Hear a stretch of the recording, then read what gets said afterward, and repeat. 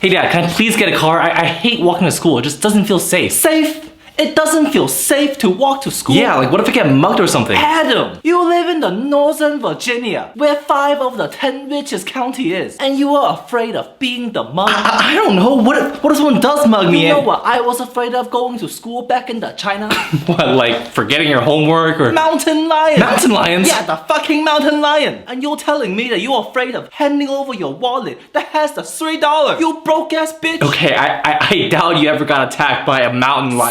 374 times. 374? And I sent all 374 to Mountain Lion Jesus with my bare hands. Mountain Lion Jesus? You're next, you ungrateful motherfucker.